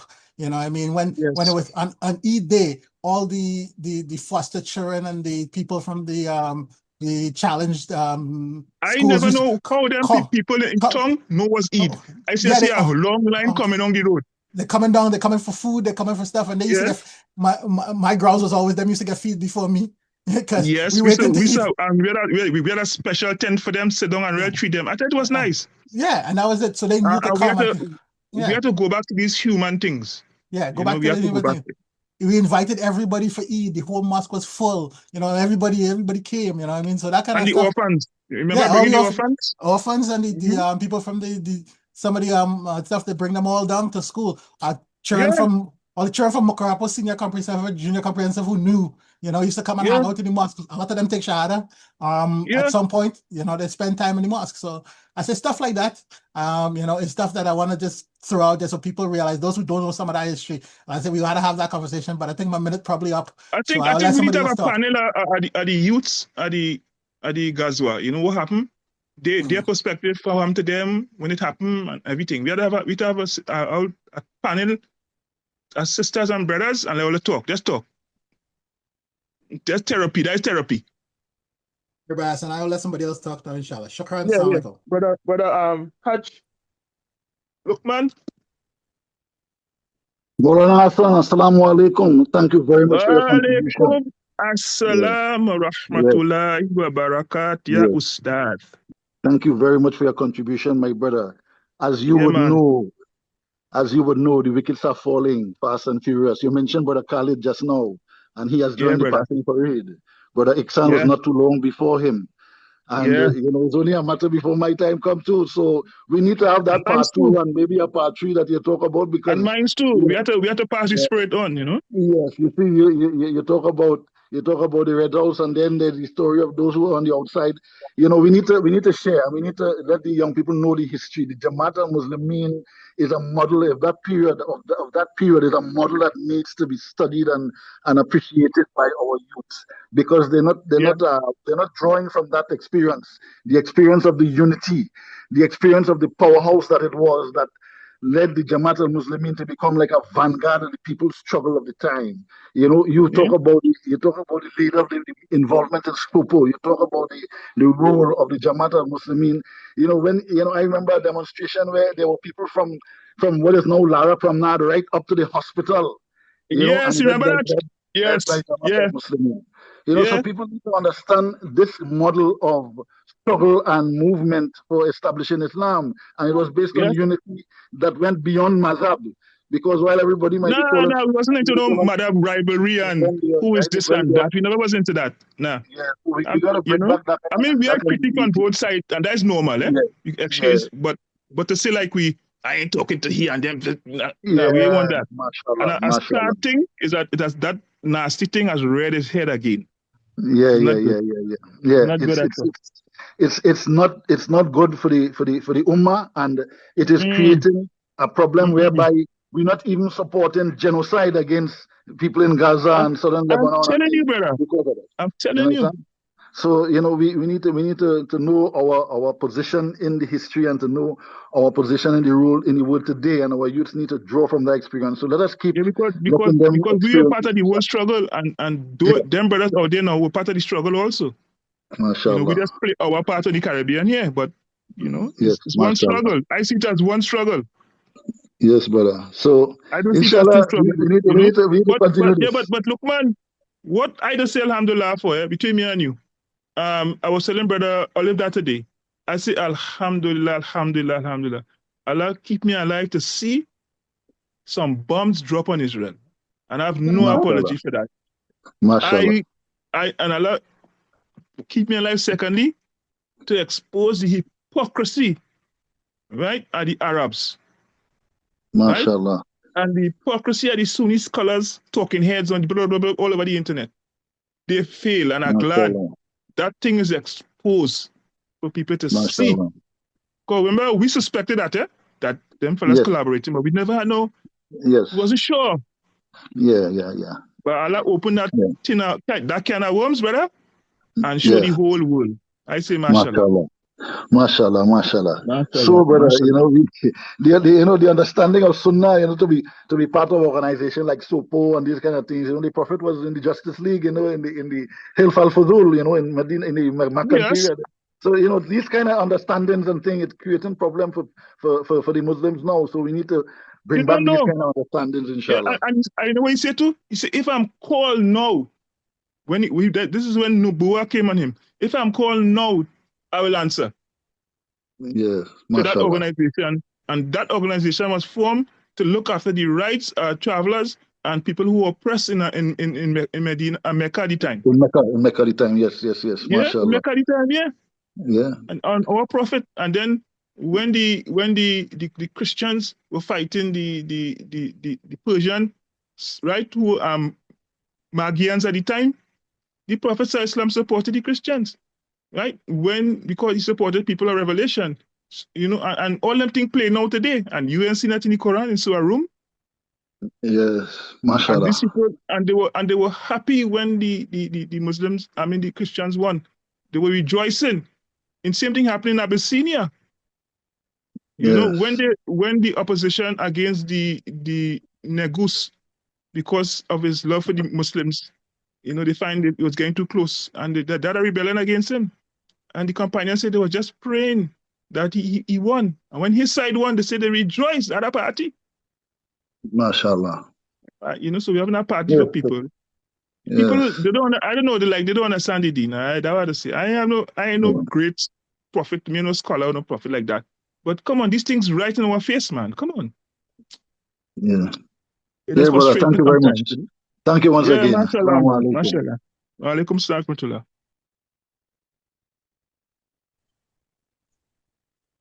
Is Yeah, there it's like anyone? you really have to get a panel one of these days, and you got to get all these youths to really sit down and talk. I would like to hear how them felt, whether it's bad or good.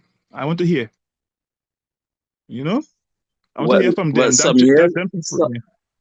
Hmm? some years ago there was a group formed, Impact, Mm. Children of the Night. Yeah, but I don't know what has happened to that. But what I can try to do is to reach out to a few. Well, Ayub knows me. I don't know. I don't want to pronounce the name wrong. Brother Kwesi's son, Kari. Sorry. I don't know if I'm pronouncing it correct or right. No, no, you're correct. Right. So I don't know him, but I can reach out, and we should do, not could do, we should do. Because Mm. if we don't know our history, someone else is Mm. going to tell our history for us, and we would be getting a lot of fairy tales and Alice in Wonderlands. And it Yeah, is we don't want to cover. important. We don't want to. We don't want to.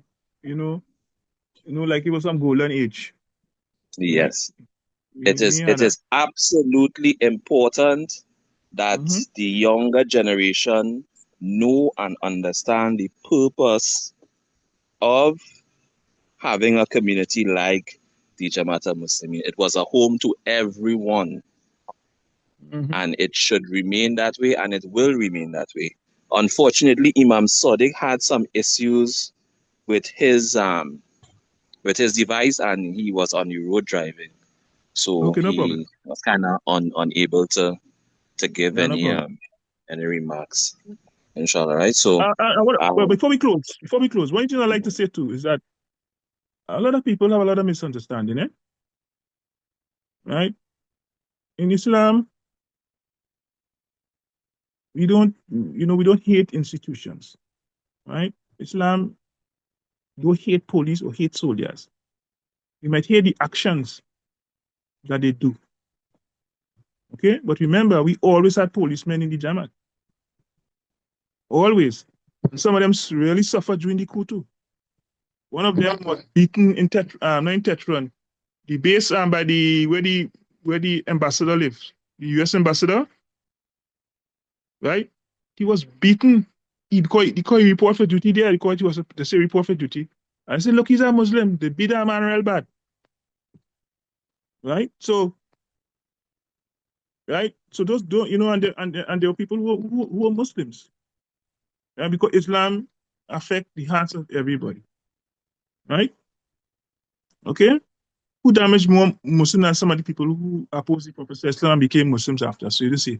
So we go say you're against them because boy, remember so and so time. That wasn't the Jahili and the man is a Muslim now, and you have to take him as a brother.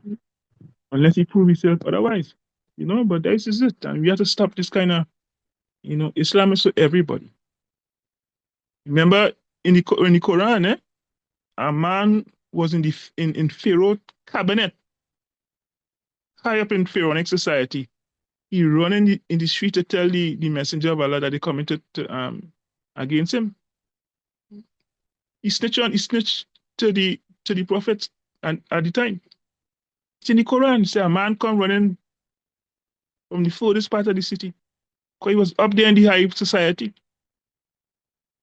So Islam will enter the hearts of whoever Allah wants it to enter. Okay? The sword of Allah. Them fellas kill Muslim. And we just big that I want to name the sword of Allah after Khalid. Khalid ibn Walid. The fellas kill Muslim.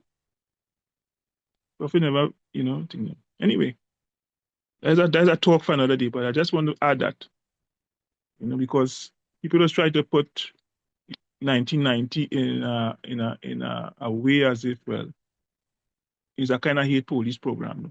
We know that they were just being used by the state, right? So we always have to take the higher ground, inshallah. inshallah. Ustad, you would like to close us with closing dua, but before you do the dua, we want to acknowledge the brothers who would have passed on. Brother Ihsan, Brother Abdin, Brother Adnan, who I know him as the chief, Brother Hamid, Yeah.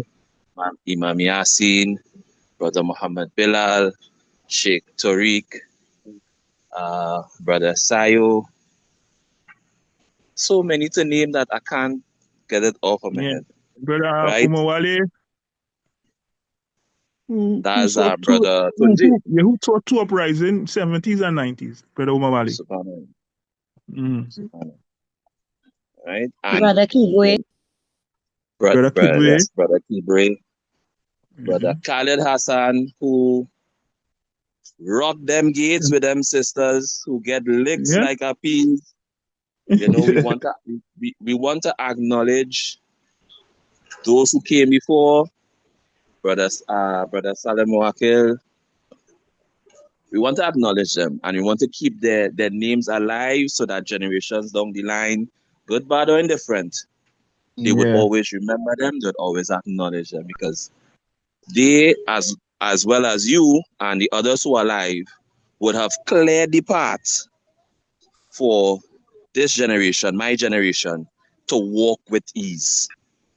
Inshallah. Inshallah. Well, So you before I kinda make the door, before I like to make the door, you know me, I support any African culture that is part of that Islam is not against. Right? And there's something called Ubuntu. It means you are because I am, and I am because you are, and that we stand on the shoulders of those who went before us. Right? So right now we have ancestors. We could point them out as you just call them. They just know. These are our revolutionary Muslims ancestors that we could call up, also our family. So let's like to establish that, right? We are because somebody did struggle in the time of the Prophet. We are because somebody did struggle in Africa, in Asia, in China, for the Muslims to be where they are now. So you are because I am because you are, and you are because I am. Inshallah. So let's make it dua.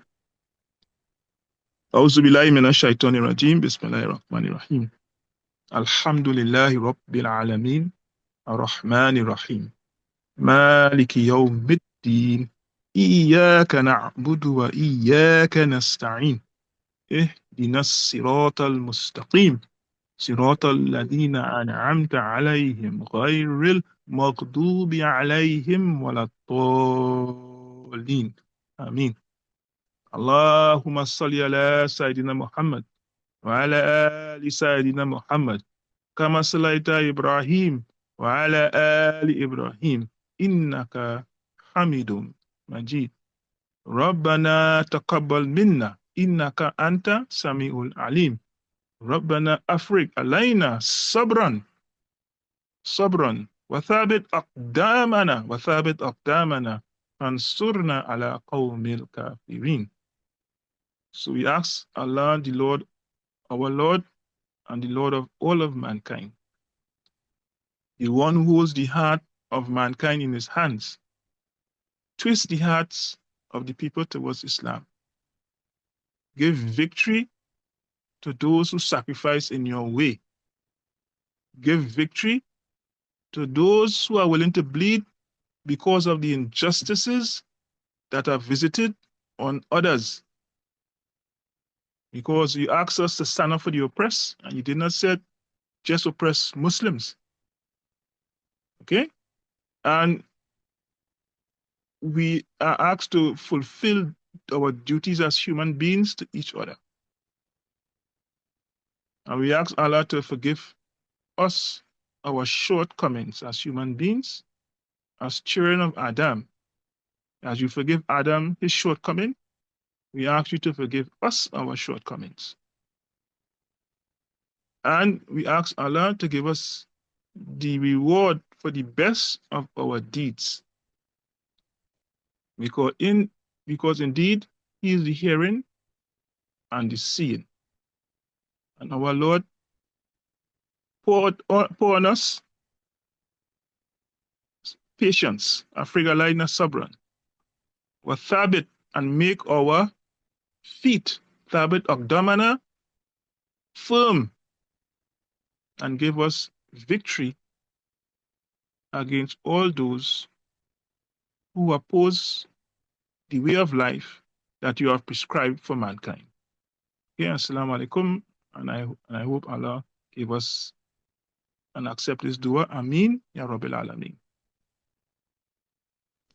Wa alaikum salam wa rahmatullahi wa barakatuh. Ameen, ameen, ya Rabbi.